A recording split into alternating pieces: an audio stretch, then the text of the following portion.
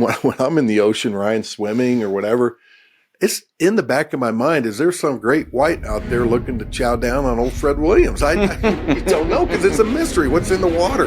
I mean, it could be it could be a tiger shark. I mean, for me, I'm imagining a great white, you know. Yeah. Jaws mode. Yeah.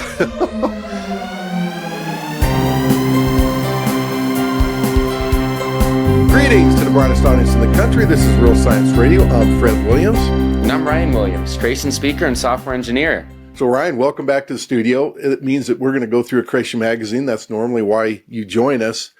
But before we do that, there's a couple of things I want to ask you about. We had an election last week. I'm real curious about your thoughts on that. And also, you're newly married. You were married here back in September. So how are the newlyweds doing?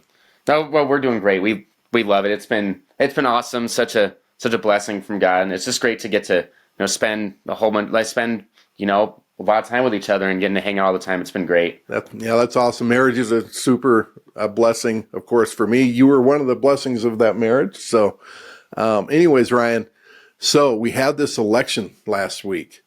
And, we talked about it briefly before we came into the studio. And I wanted to get your impromptu view of the election. I wanted your thoughts without having a lot of time to think about it, and share with the audience. What did you think of, last Tuesday, which was pretty historic, given that only one other time has a president been, elected once and then didn't serve the term after and then elected afterwards. So there's that, the term in between. So what do you think? What do you think of the election? What are your thoughts? Historically, it's interesting. It's like you said, it's only happened one other time, and that was in the late 1800s, if I remember right, with the Grove Stir. And it is interesting to historically to see him. There's a lot of bad stuff, especially in the state of Colorado too. Unfortunately, the abortion one, just a shame to see that go through. Not only go through, but kind of pass with flying colors. And I think it had like 65, nearly 70%, if I remember right, of that the margin of that one's win, which was just a shame to see. Just a depraved world, enshrine wickedness even more, and then even make taxpayer dollars pay for wickedness too. So that was a shame. That was a tough one to stomach for sure. Yeah, no, I agree with that. A lot of Christian friends, and not just some of my unbelieving friends, but Christian friends really buy into this whole, it's a state, let the states decide. That was an old Ron Paul strategy. And we've mentioned before that that's like, Hitler and Nazi Germany saying, well, let's let the states of Germany decide whether or not you kill Jews. God's law is, do not commit murder. And we know that, abortion's murder. So I don't like that, the candidate that shares some of our views, I have mixed emotions. I mean, I'm glad that somebody who is so woke is Kamala Harris, who's by far the most liberal. I mean, every election they get even more and more far to the left. So I'm mixed because I like that part. But on the other hand, again, we're putting in somebody who's not pro-life. They claim they are, they're not. So I don't like this whole states argument. When they asked him if he would try to make it illegal across the country, he said no. Yeah. That's something that needs to happen. It does need to happen. You brought this up, and I saw something that, Bill Maher, the guy on HBO, and, the late great Bob Inyart was on his show several times. So he had a recent moment of candor, and I read about this in Creation magazine that we're going to go through today, but he made this shocking admission, and this is on his program Real Time, and this is back on April 12th. First of all, he corrected the misconception held by many and pushed by the political left that you hear all the time, that pro-lifers hate women. I mean, it's the exact opposite. And here's what he said. They don't hate women. They just made that up. So he is chastising the left, and he does that on occasion. And then he was honest enough to admit he agrees with pro-lifers about the real rationale behind their opposition to abortion, which again, Ryan, that we're talking about is murder. It's murder. Mm-hmm. We know that scientifically. We're a science show. And we're going to be talking more about science, but right now we're going to talk about the science of the fact that that's a person inside the woman's body. It is not part of the woman's body. It's a person inside of her body. And so that's truly a life. Well, here's what Bill Maher said. They think it's murder, and it kind of is. I'm just okay with that. I am. I mean, there's 8 billion people in the world. I'm sorry, we won't miss you. That's my position on that. So let's play that clip by Bill Maher. Not if you believe it's murder. You know, that's why I don't understand the 15-week thing. Or the Trump's plan is, let's leave it to the states. You mean, so killing babies is okay in some states? Like, I can respect the absolutist position. I really can. I scold the left on when they say, oh, you know what? They just hate women. People who aren't pro-life, pro-choice. They don't hate women. They just made that up. They think it's murder. And it kind of is. I'm just okay with that. I am. I mean, there's 8 billion people in the world. I'm sorry, we won't miss you. So, Ryan, that's really tragic to have a position like that. I've had other people admit to me, now that the science is just so conclusive that this is a real person, they've said that too. It's like, well, I'm okay with just killing them then. Just kill the person. Yeah, it's disturbing. Just and you see these people who go to like campuses and they'll debate people. And then a lot of times we'll say, yeah, I think it's a person, and I just don't care. And it's like, well, there's no debating a person who thinks it's okay to kill people. At that point, you're like, okay, well. Yeah. And so that's where you've got different worldviews in this society, and people just view that as a person that they probably don't think is, they don't want to hear about the fact that the infant suffers, when it gets aborted and things like that. So real quick question. You see people posting who are, the fans of the way things turn out. They like, and they say, thankfully God put Trump in power. Thankfully God put him there. What do you think about that? Do you think that God actively puts our leaders in office, or like, what do you think about question? That? Yeah. Well, honestly, my honest answer is I don't know. Now, I know there'll be a lot of people surprised to hear that, because they're thinking, okay, wait a minute, doesn't the Bible say that God appoints, just picks a leader? And I say that no, the Bible doesn't actually say that. Now, you can appeal to a proof text, but you have to take the Bible in its entirety. Don't find just one scripture and say and claim that, that establishes that point. And I've got an article, actually, Ryan, that's on, I just pulled up my website here, on BibleEvidences.com, and you can read more about this. It's called, Does God Pick Our Leaders? Again, at BibleEvidences.com. People will refer to things like, like, for example, Daniel 2 verses 21, and he changes the times and the seasons. He removes kings and raises up kings. Absolutely, God does that, and he can do anything he wants. He's God.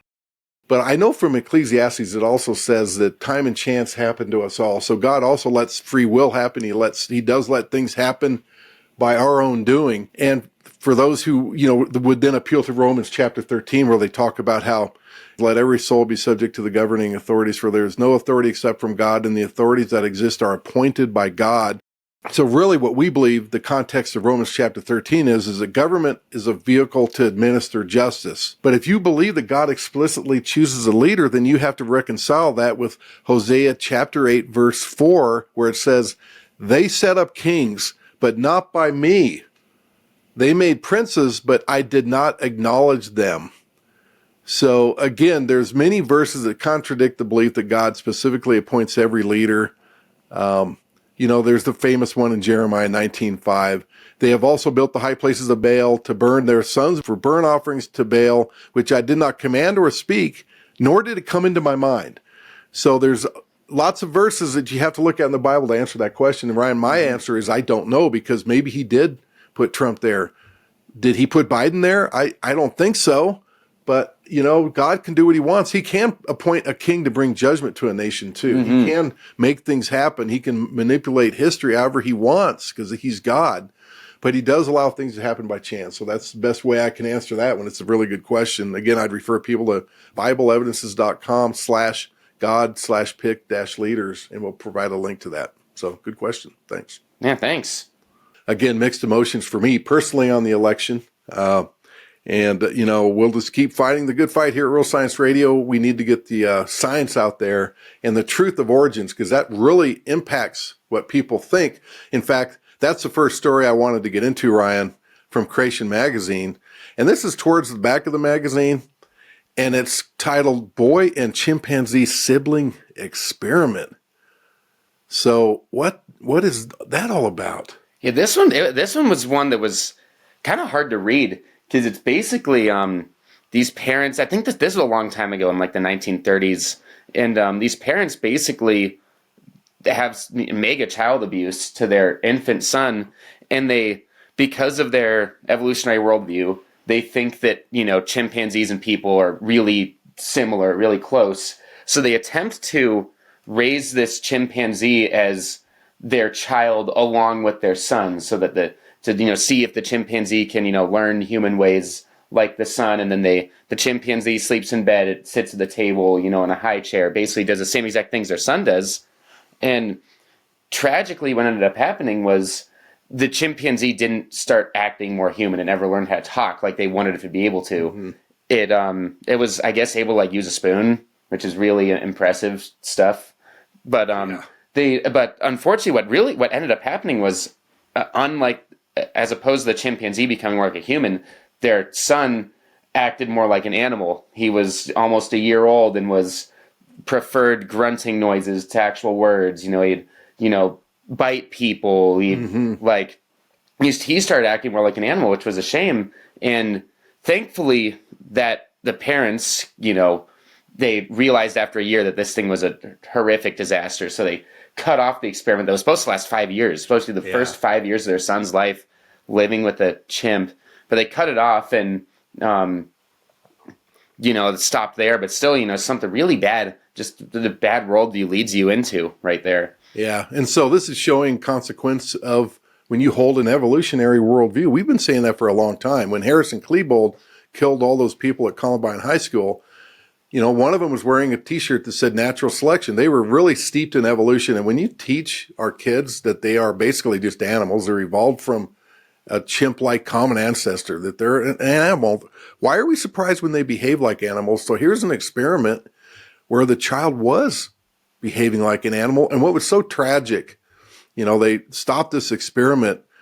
But, you know, at the age of 43, he committed suicide. I don't know the backstory to that, but just the child abuse he went through. I mean, the parents were like hitting him on the head with a spoon to see how his skull would echo, and did the same thing with the chimp. I mean, this clearly was child abuse, and it all stemmed, again, from the consequences of their evolutionary worldview. So getting back to the election, I think that's where we really need to keep fighting this battle, because our kids that go to public schools are being indoctrinated with this stuff. So we shouldn't be surprised by it.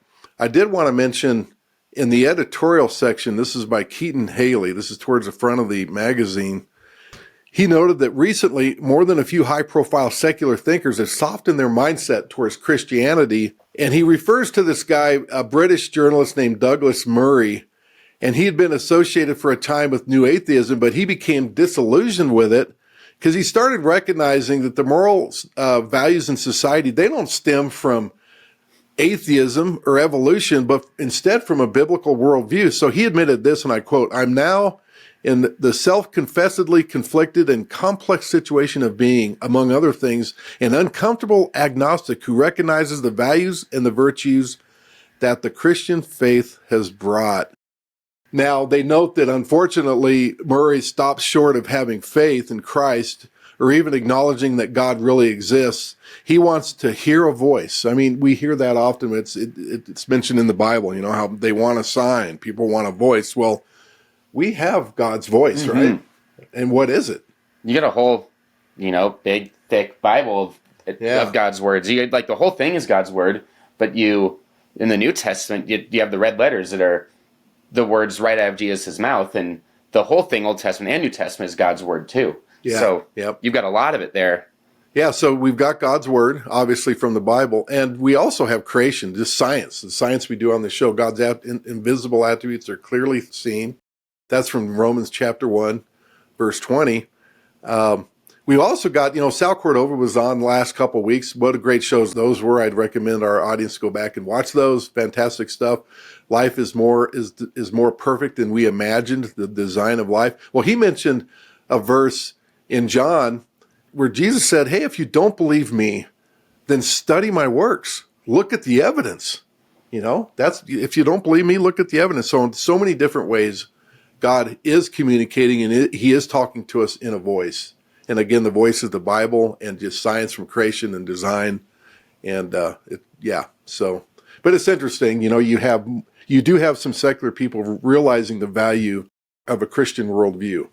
So, so Ryan, I want to go back to the back of the magazine again. There's this article I wanted to get to. It's Iron Fails to Preserve Collagen, and this is by Dr. Jonathan Sarfati, who we met at a conference a couple of years ago.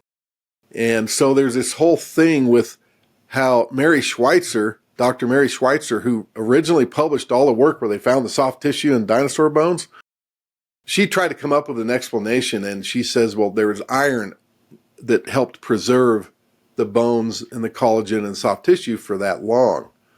But there's been scientific studies now that's totally refuted that. So Ryan, what does Dr. Sarfati have to say? Yeah, this was pretty interesting. Basically showing that iron isn't a great preservative for, the fibrous structures of bones that they're claiming it is, to explain how these, soft tissues found these dinosaur bones. And the experiment they did was they just put 4 chicken femurs in sand, and then they had different solutions go through the sand on different bones. And so they had one was iron, so they had an iron solution kind of go in the ground through the bones, and they had phosphate, calcium carbonate, and water, which kind of simulates, what, kind of groundwater and, how bones are are buried would, kind of the stuff that they would encounter. And after 90 days, they took out the bones and then measured the amount of collagen in them, which is a connective fiber. And they found that the one with iron, or the one that had the iron solution kind of run through it, it was the worst preservative. 65% of the collagen decayed within those 3 months. And compared to the other ones where water lost only 20% of the collagen and calcium carbonate only lost 10% of the collagen. So iron really wasn't doing a good job being notably worse, at least in this experiment, for the preservation of these things. That's only 3 months too. Like, it's not, millions of years like they say for these dinosaur bones. Like, we're talking about 3 months. Yeah. It's already decaying a lot. And we're showing an image on our YouTube channel. If you're listening on the radio, you could go to the YouTube channel at youtube.com/@realscienceradio. And please, by the way, if you're watching, subscribe, like this show. Don't like it, leave comments. If you don't like it, leave a comment. We'll try to reply. So that helps us out. So we're showing an image of this, and it's so obvious that iron's the worst. It actually turns out to be the worst thing you could have to preserve these things. And so as the article notices, 65% of the collagen had decayed in only 3 months. And then the phosphate had 40% decay, and then pure water, it lost only 20%. And then calcium carbonate lost about 10%.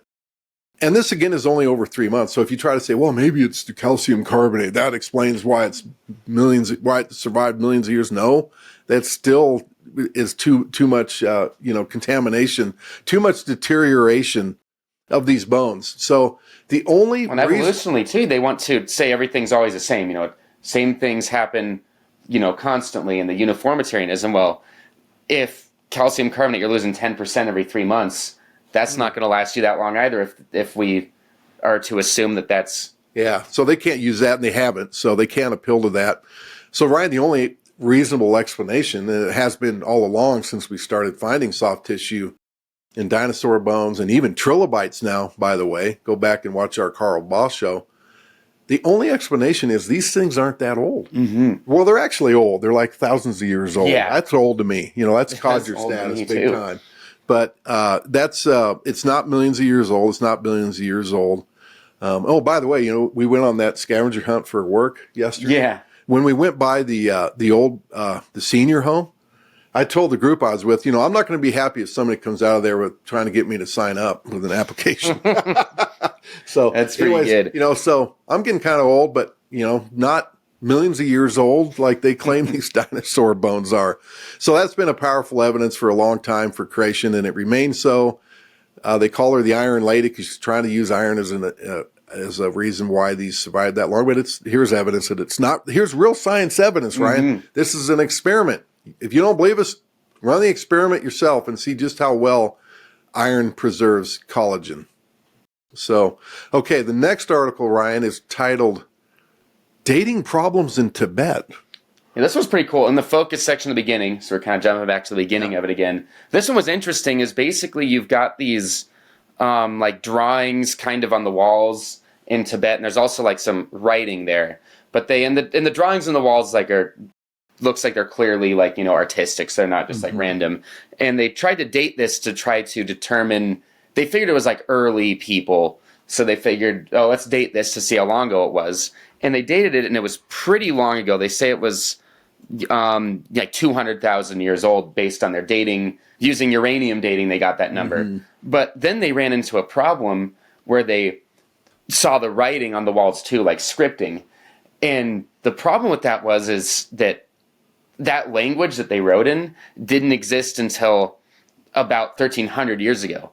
So there's these drawings with the language that we know when the language started. We know the language is 1,300 years old, but these rocks are dating to like 200,000 years old. So there's a pretty serious gap that just kind of is, you know, demonstrating that these dating methods, there's a lot of problems with them because of the amount of assumptions they have to make.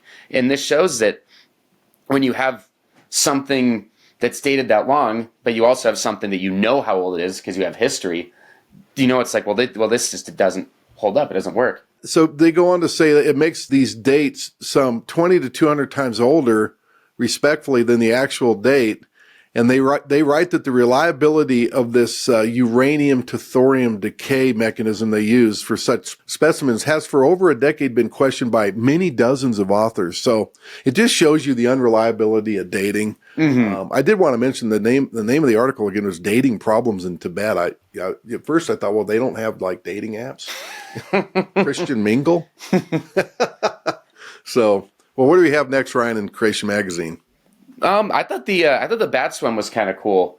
Okay. I think it was the first one in the focus section, and it was basically about how, because bats often are in like large groups and they use echolocation to determine where they're at in these places, but when there's all sorts of other bats also using echolocation at the same time, the question was, how do they determine which one's their echo and not a different bat's echo to know where they are? What the researchers did was they trained a hawk to fly through this area with a listening device, and they found a couple things. They found that if there's like a lot of them, I guess they try to like not do it as much, keep like the noise level, you know, lower to try to, so they don't do it as much. But even when there's a lot of them doing it, there's like little small tone changes between the bats. And because those small tone changes, they're able to identify which one's theirs as they're hearing all these different things that are coming back. They're able to identify which one's theirs because of like a really small tone change, which is kind of cool. Yeah, so they're moderating their tone. So that's something, again, would be super impossible for evolution to explain. So it's another example of information that had to be there from the beginning. It had to already exist. That isn't something you're going to evolve over time.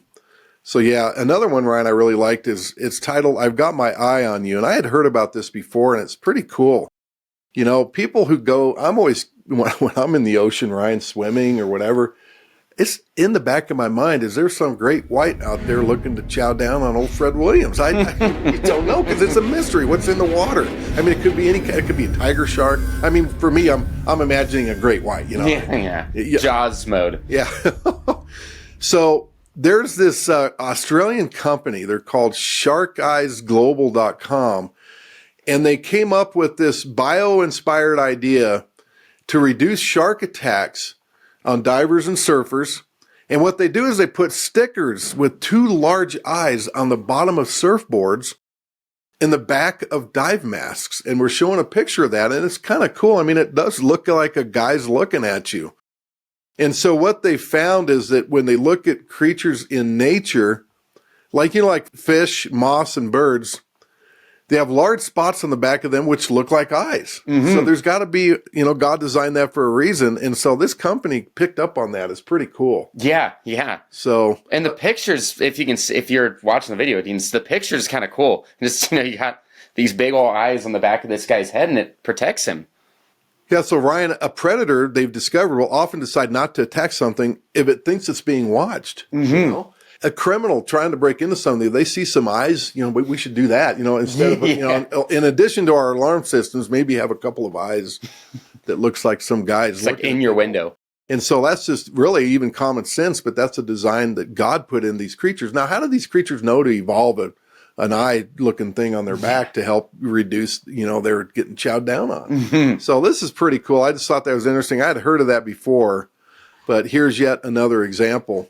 So Ryan, there's another article that I wanted to mention, and the title of it is "The James Webb Space Telescope Discovers Furthest Galaxy." And we've probably already reported on this because this was back in May of 2024, May this last year. And there's a couple of things about this furthest galaxy. It's a very bright galaxy, including from glowing hydrogen and oxygen.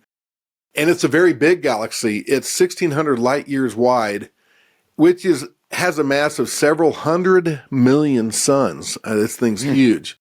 And so the author of this particular article in Creation Magazine, he says this: incredulous, the study leader Stefano Corniali of Scolia Normale Superior, whatever you say that, said this: it is stunning that the universe can make such a galaxy in only 300 million years. It's stunning. Well, no, it can't do that. It's a contradiction to the Big Bang. We do have something recent. Here, just last month, really just 2 weeks ago, on October 28th, Science Alert, a giant structure in space challenges our understanding of the universe.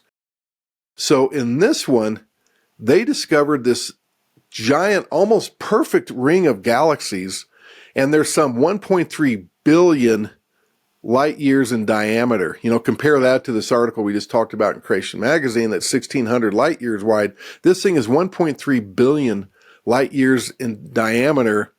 It doesn't match any known structure or formation mechanism. There's no way they can explain this.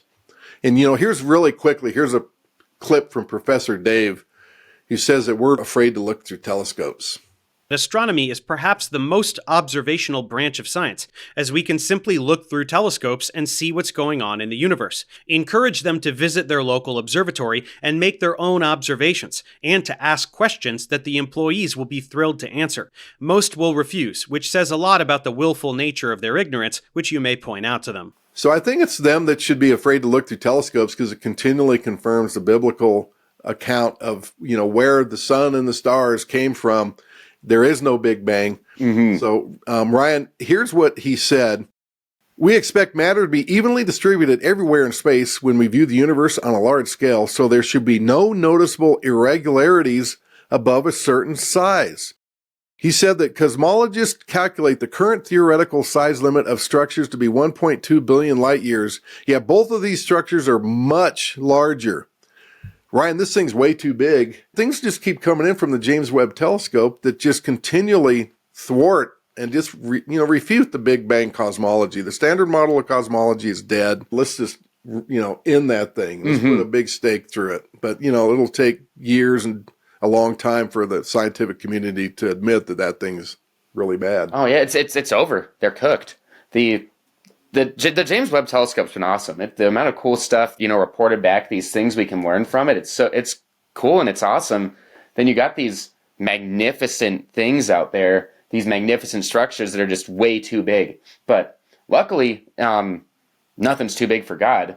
God can make something as big as he wants it to be. Yeah. And there's no cosmological principle that goes against. It's just God's a creative God, even somewhere way out there that we're not going to find till 6,000 years after he created it, but he put it out there for us to find and see someday, and now we're getting to see it, which is really cool. So you mentioned the cosmological principle. So what is that? Yeah, basically the current cosmological principle is just that everything should be pretty evenly distributed, pretty similar in size across the entire universe and up to a certain point. And this is, an elephant in the room size-wise and the other huge thing that's blowing up their current ideas. Yeah. So again, let's say goodbye to the standard model of cosmology, and let's look at plasma cosmology. We're hoping to have some guests next year. We're going to dive back into what we endorse at Real Science Radio as plasma cosmology. It fits a young universe, young in this, like 6,000 years, 10,000 years. So that'll be real interesting. So Ryan, another one. Well, before we get to this one, man, Ryan, I almost forgot. We got to do the interesting fact of the week. Oh. I got to get my buzzer ready. Let's see. Okay, that works. Let's see. I don't know if you'll get that one, but we'll get that one. Okay. So here we go, Ryan. Interesting fact of the week. So we broadcast on the radio on KLTT every Friday at 3 p.m. and we're also on YouTube. So here's the interesting fact, Ryan. What layer of the Earth's atmosphere makes radio communications possible? What layer of the Earth's atmosphere makes radio communications possible? Make the all-powerful KLTT line the possible. Most powerful station in the Rocky Mountains. Absolutely. Is it the ionosphere? Wow. Yeah. Okay, I didn't stump you on that one. Good job. All right. Okay. I just named the first layer I could remember and then ran with it, but I'll take it. Well, that's good that you even know the layers. Some people wouldn't know the layer. Well, good. Congratulations. I think that might be one of the first you've gotten right. I mean, let's look back at history. I think I've gotten a lot of these right. I think you're kind of struggling to stump me. Okay, next one, you're going to get a real hard one. So, okay, well, congratulations, Ryan. Indeed, it is the ionosphere. So, Ryan, let's look at another article in Creation Magazine. So, there's this other one about the brain. I mean, that one was, it's amazing. It's called Amazing Human Brain Study. And so scientists at Harvard University, and they were working with Google AI and machine learning experts, they have published this amazing study of a 1 cubic millimeter piece of the brain. So that's a really small piece, a 1 cubic millimeter piece of the human brain. And so with this sliver of tissue, they sliced it into over 5,000 thin sections. That's hard to do in itself. And they scanned this with an electron microscope. And then the images were analyzed with Google's machine learning programs, AI, artificial intelligence, to piece together a detailed three-dimensional picture of the cells and their connections. And this tiny fragment contained 57,000 cells and 230 millimeters or 9 inches of fine blood vessels. It had thousands of neurons and nearly 150 million synapses. And this is the major connections between neurons. So imagine this, the electron microscope images alone, just the images to do this, Ryan, they took up 1,400 terabytes of computer memory. Now you're actually a computer memory expert. You're a solid state drive expert for Micron Corporation. So you know a lot about how big drives are.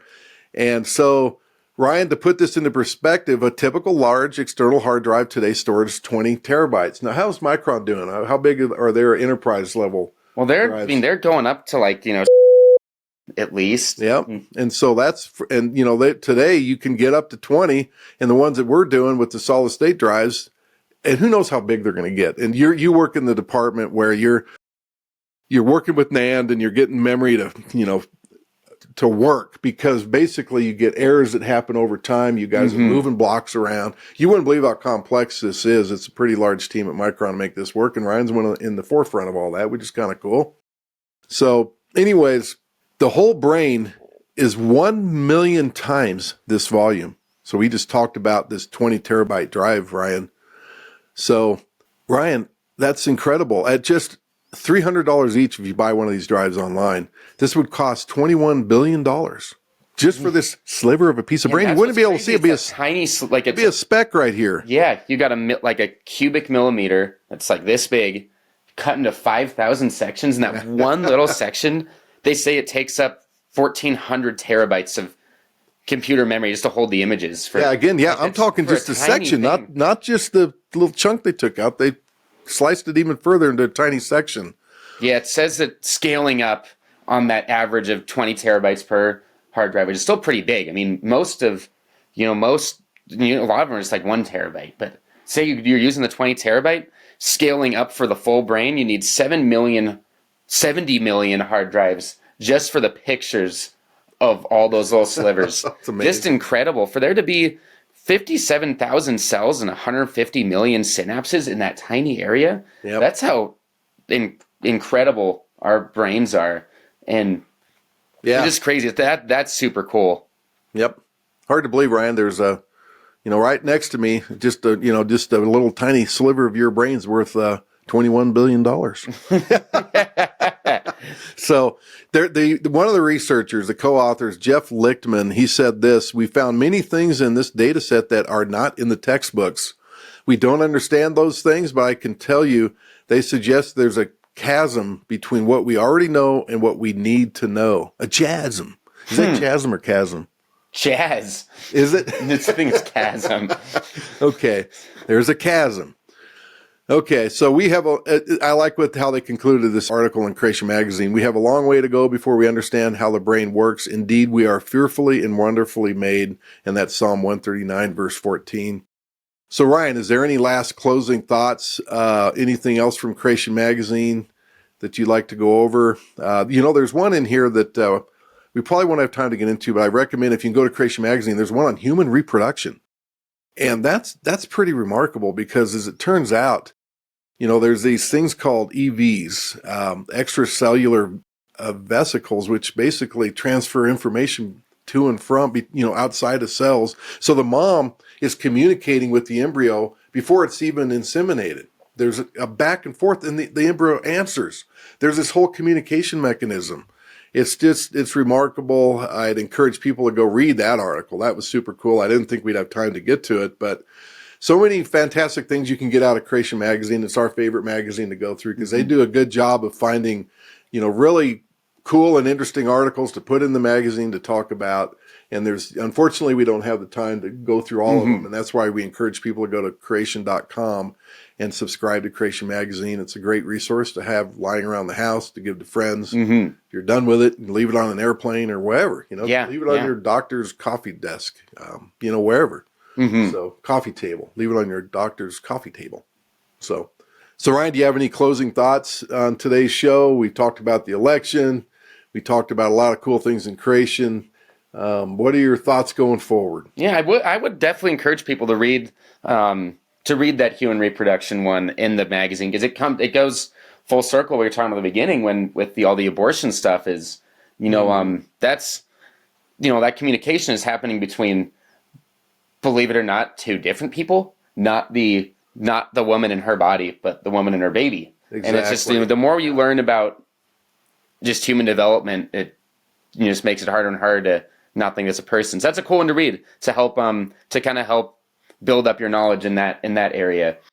Yeah, and maybe people like Bill Maher wouldn't be so quick to want to just murder people because they have an evolutionary worldview. So there's no really what's the value if you're just evolved from pond scum and you're just an animal yourself. Yeah, survival of the fittest. Well, let's just kill them because they're not valuable. When I was researching for the show, there was a study from Stanford where they're like, well, we've really reduced crime by committing abortions. I mean, the mindset that people have to do this. So, anyways, that's why we're, Real Science Radio is here. If you can, please support us in any way you can. Go to rsr.org/store. Buy some of our materials, or donate to us because we're using those funds to help, with our production efforts, with reaching more people on the internet. And we need money to stay on the radio, on KLTT, and the various podcasts that happen on Spotify. Apple Music, was it Apple Music or Apple? All those that you can listen to us on, Real Science Radio. Alrighty, well, Ryan, I appreciate you coming in the studio again. It's always great to have you here. Our co-host, Doug McBurney, was on assignment. It was his turn to be on assignment. But we've got some great shows coming up. There's going to be one on gender insanity, speaking of, how the left ignores science on what a man and a woman is. So you can look forward to that. Many other shows we've got planned that you're going to love on Real Science Radio. So for Ryan Williams, I'm Fred Williams of Real Science Radio. May God bless you.